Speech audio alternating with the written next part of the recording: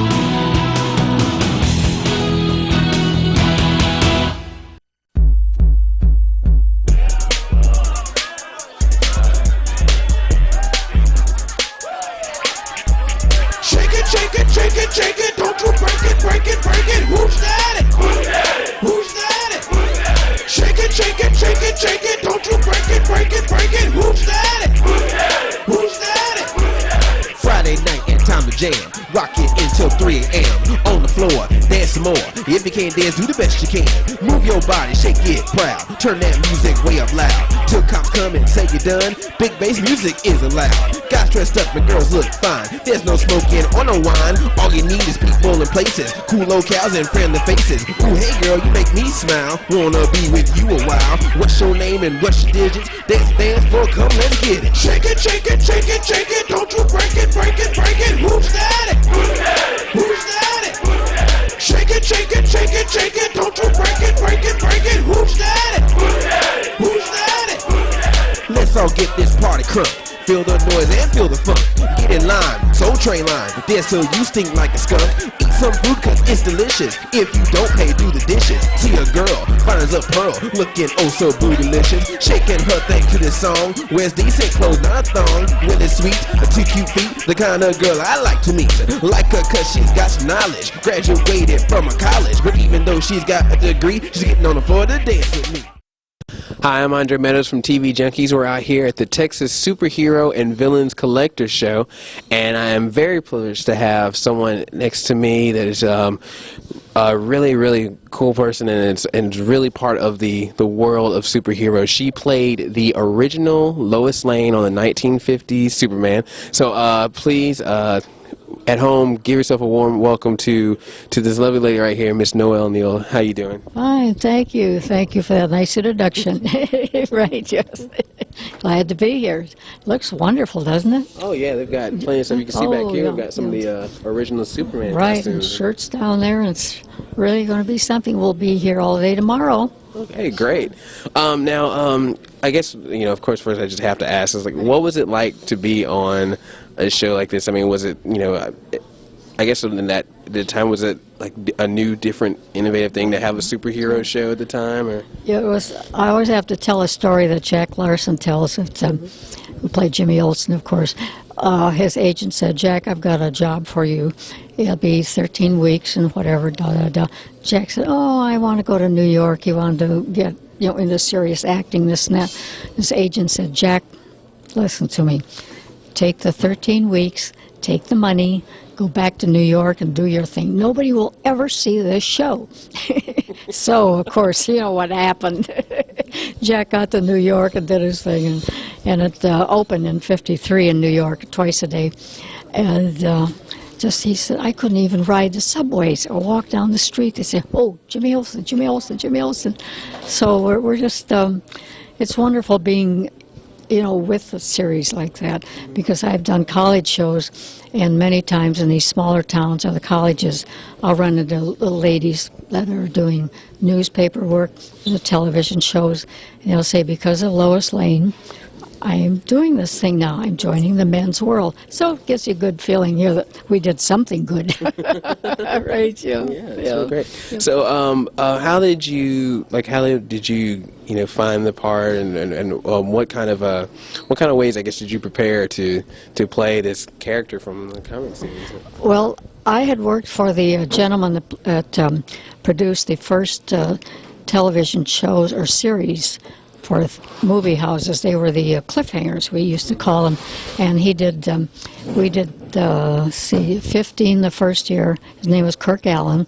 And then they worked well for Columbia, made money for them. So we did another 15 in 1950. And Kirk Allen again. And it was just kind of interesting having worked for that producer. But the thing is, this gentleman went back to New York, unbeknownst to everyone, and said, I want to do 26 chapters of Superman. So National Comics said, okay, be our guest. And he did. He said he was going to finance them. But he promised the people, so he didn't have any of us from the serials, which broke Kirk Allen's heart because he was typed as Superman. Right. And so he did the first 26, and then they found out what he was up to, and they removed him, and PC all left, and Mr. Ellsworth called and said, "Hi, Noel, we know you did Superman, Lois Lane. Would you like to do her again?" I said, "Sure, it's 13 weeks' work. Yeah, why not?" And it's so 70-some episodes later. And then I've played the mother on in the movie with Christopher Reeve and the little girl in the train. And these gentlemen did a series in New York of the whole thing on Superman. I played the mother again. But so I started doing college shows and had a ball with those. The kids are... Whee! The questions were quite R-rated, but we got out of it. Yeah, right. Yeah. Well, I think it's real cool that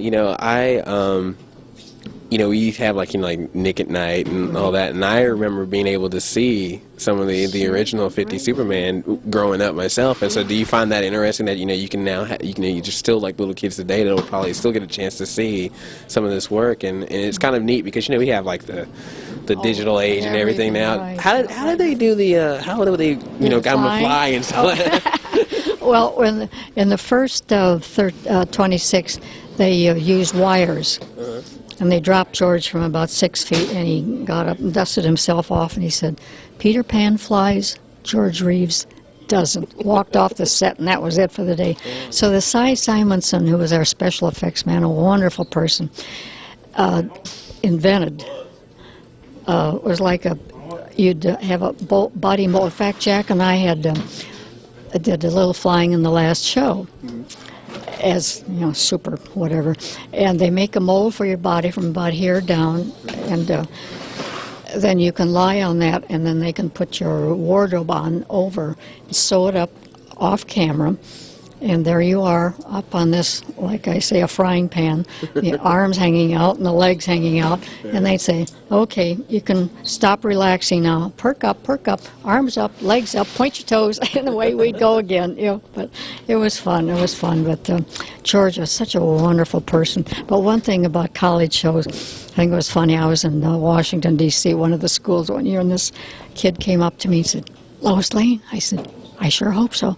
And I said, "Who are you?" He said, "Oh, I'm so-and-so from this rock band that we're auditioning, whatever." And he said, "Do you know what I used to do when I was young?" And I said, "I can imagine what, but tell me. And he said, "Well, this goes, of course, in the old days, when the TV was just sitting on a little table and whatever." And he said, "I would run home from school, I'd run into the house, and I'd run over to the television set, I'd crawl under it, and try to look up Lois Lane's dress."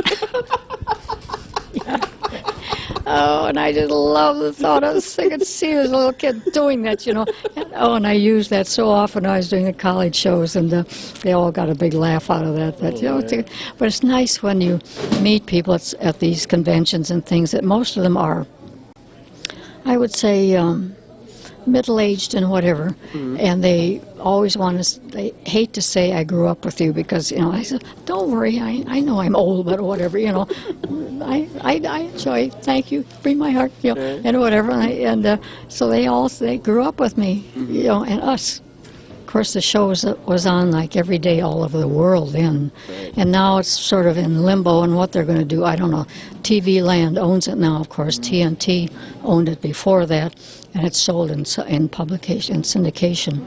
But it's still going on and on and on. Yeah. Well, they're putting so many shows on DVD now. It'd be great to have something like that. Maybe get some commentary with you or something like that. I think that'd be I'd get that. It'd be nice. That'd be If great. they'd pay, I'd do it too. That's it. Not getting any residuals, or a little whatever it was.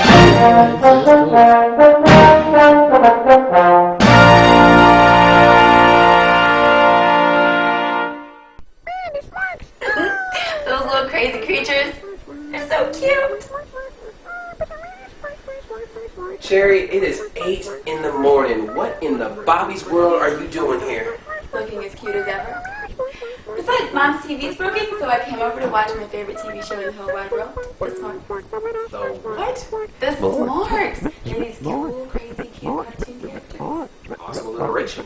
Thanks, Big Brother. Since you're so interested, I'll tell you about them. They live in a Smork village, and they have all these different personalities. There's Hungry Smork, Upset Smork, there's Strong Smork, there's Smarty Smork, who wears the glasses, then there's Loser Smork, and Smorkette, she's the girl. How many Smorks are there? About 100. And only one girl? Yep. Must be really hard on her. Or is it hard on them? That's gross. Do you guys want to smoke some chocolates? Yeah, I like to smoke some chocolate very much. Hurrah! Let's all go to the smoking store! Yay! Smoking store! Smoking store! Smoke, smoke, smoke, smoke, smoke! What did you just say? Oh, that's Smorkies. That's their language. They take the word smork and they put it in front of other words. So do you understand what he's saying? No, but they're so cute. So which one is Lucky Smork? That one. Oh, that one right there? No, that's musical smork. Like to say. Okay, so that one's Lucky Smork. Okay, no, that's Smarty Smork. He's the one with the glasses. What glasses? Oh, well, this is the episode about the contacts, or as they say, the smoke. I don't get it. They all look alike. Okay, that's so rude. That's like saying all the Ninja Turtles are alike. They do? I'm enough of this. I want to watch some cartoons. I watch some real cartoons like He-Man or Transformers. Oh well, big brother, Smorks are on for another hour. Oh, yeah. Smork side? Oh, pranky Smork. You're my favorite. Smork. Howdy doody, girl. You finished watching those Smorks? Sure. Yeah. Good. I mean, we can watch some quality programming around here, like VIP. Right. I'm about to make a sandwich. You want one? Yeah. I would like a Smork sandwich. You got one? That's real cute. Really, what do you want to eat? Speaking English, I want a Smork sandwich. Why don't you add cheese and make it Smorky? Alright, stop that. Stop like. That's Smork talk. I don't know what you're smarking about. Did it again. Did what? You're speaking Smork. Big brother, if I was smoking Smork, I would know I was smoking Smork, and I'm definitely not smoking Smork. But you're Smorking. I mean, you're... Forget it. Make your own sandwich. God, Big brother sure has a smoking problem. What you doing, big brother? I'm watching TV, real TV, like Entertainers with Byron Allen, or Kicking It with Byron Allen, or How Do All These Famous People Know Byron Allen? Real TV, not that stupid Smork stuff. Hey, stupid Smork stuff. Awesome alliteration, by the way. Smorktastic, big brother. Oh, you're doing it again. Hey, what do you want to Smork on TV? There's the Smork Viber, Smork Perno, Smork in the City. It's my fave.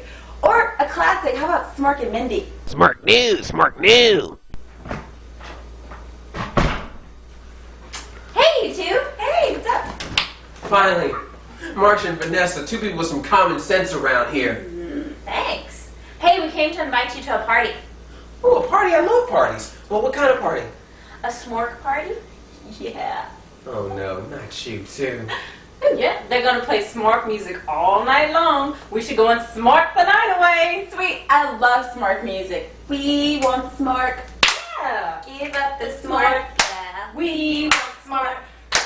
Gotta have that Smork. Ow! Fine, all right? You win. You all win, okay? We'll go to the Smork party. We'll Smork the night away. And afterwards, you know what? Let's go eat breakfast at Kirby's Smork Cafe. Darryl, what's your smorking problem? Yeah, why do you keep replacing words with Smork? Have you smorked your mind? But you two just did it! I don't mean to smork to conclusions, but I think Darryl's been smorking something. Oh my gosh, I'm out of here. We want smork.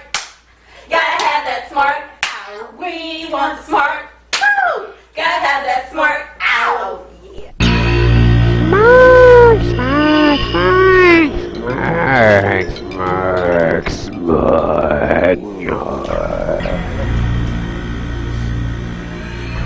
Keep your cool, Darryl Drummond. Smork, Smork, Smork, Smork, Smork, Smork, Smork new, Smork new. Just imagine it. It's not happening. It's not for real. Nobody is saying Smork. The radio. That's it. I'll listen to the sweet radio. And I'll never hear the word Smork again. Everything will be fine. Just fine. You can find me in the Smork, bottle full of Smork, baby. I got the Smork if you need to fill the Smork.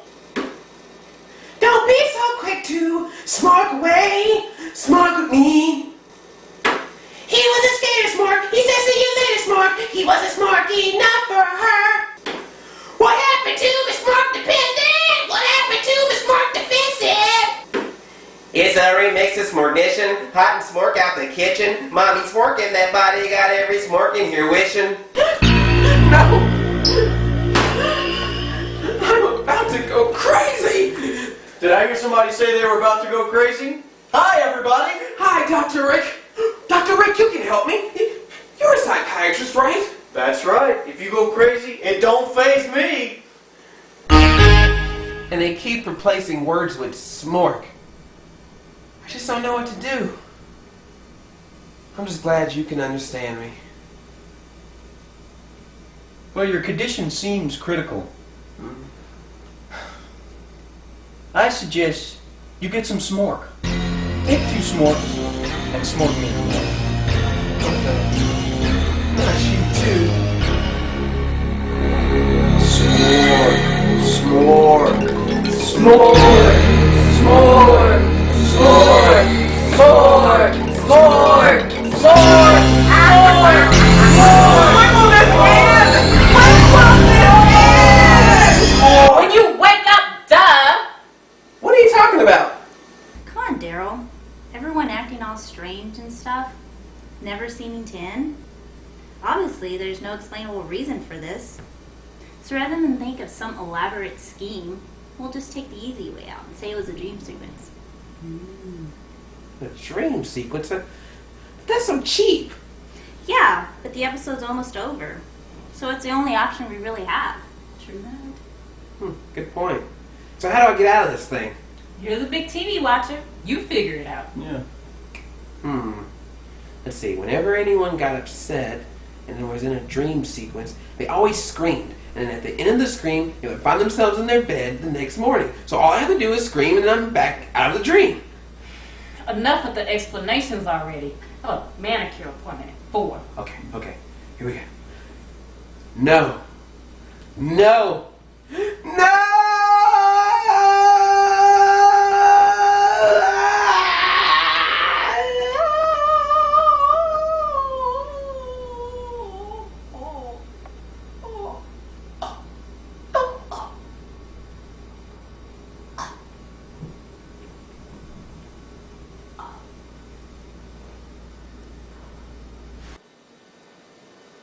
Well? Well, I guess it's not a dream sequence. Yeah, we just like saying the word Smork. Smork. Smork, smork, smork, smork, smork, smork, smork, smork, smork, smork, smork, smork, smork.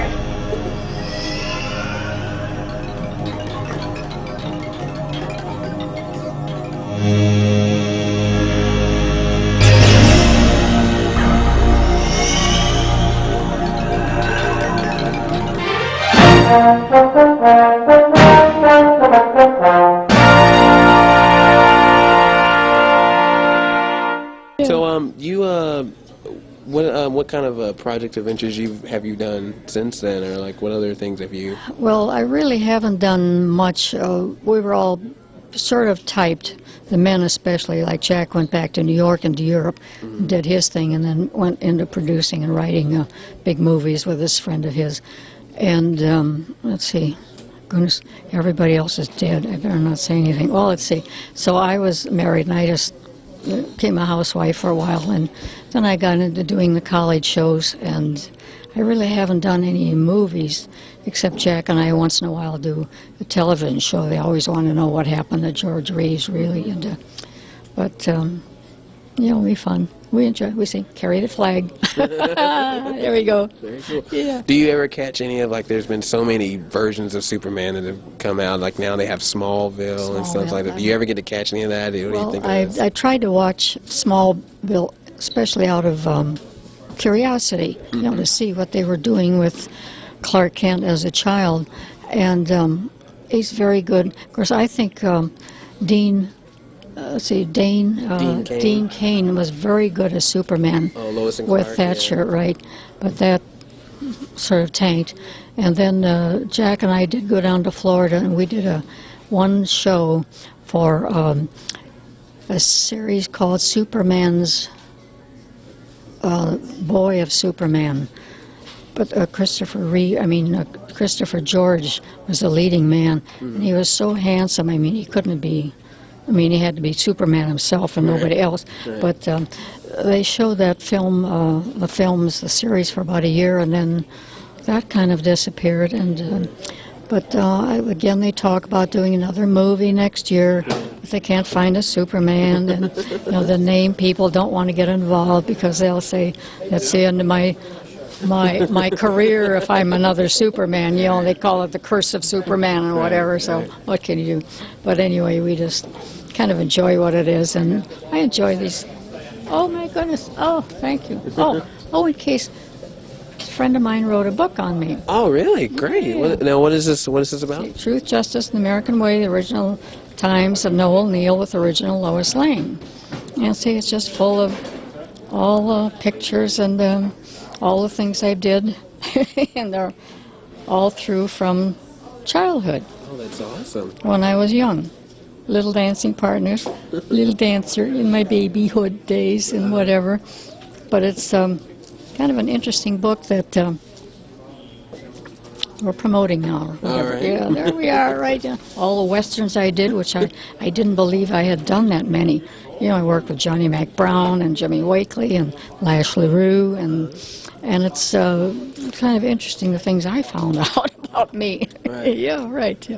That's awesome. Yeah. They just did a special on I think VH1. They did like the 200 greatest pop culture icons, and like Superman I think was like number 2. Why do you think so many people connect with a character like Superman? Well, I think when the show was at its heyday, umpteen years ago, it was on every day, and of course the children loved it, and the parents got trapped watching it too. And it's just a good family show. I mean, no violence. The heavies were all, you'd hit them, they'd just drop and whatever, and no blood or cutting or all over the screen. And Kellogg's, of course, financed a lot of our shows, and they wanted to keep it for the children and no violence. We redid a couple of things at one point. But I think of just a good feel show.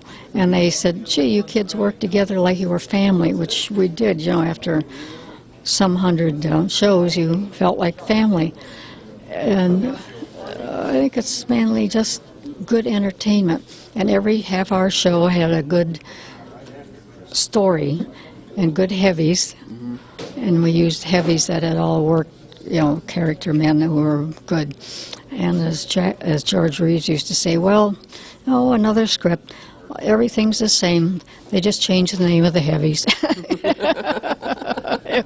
He was so neat. Oh, he was wonderful. Oh, that's great. Yes. So, what advice would you give, since you, like you said, they're trying to make new Supermans? Would you have any advice to give for anyone that wants to play Lois Lane? Is there a way you think they should definitely, something they think about if playing that character? Well, I don't know. They've tried. Of course, they have to bring everything up to date, so to speak, And So the rest of us are all long in the tooth. Of course, as George Reeves used to say, gee, I'm getting so long in the tooth, I better get into directing, which he was going to do in the next series. And bless his heart that he said, I can't be running around in my underwear all the time. He had a wonderful sense of humor. But I don't know, it's just a feel-good show. And even now, I mean, the shows, come out pretty good. I love to watch them occasionally. Say, oh my gosh, that's so-and-so, so-and-so. Are they still alive? Whatever. But it's good entertainment. As advice to, things blowing up and speeding bullets and whatever. Oh, we have Speeding Bullets in the name of a book that Jan Henderson wrote, right? Speeding Bullet, right? Yeah. But it's just, they remember the good things of life. Yeah.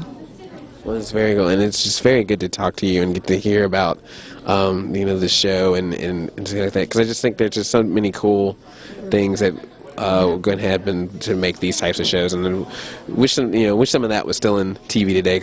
Well, Noah, thank you so much. Well, thank you so much. much. It's my pleasure. Nice talking to you. Pleasure And talking good to you luck. too. Thank you so much. This is Andre Meadows with Noel Neill from TV Junkies. Thanks a lot. Thank you. Thank you.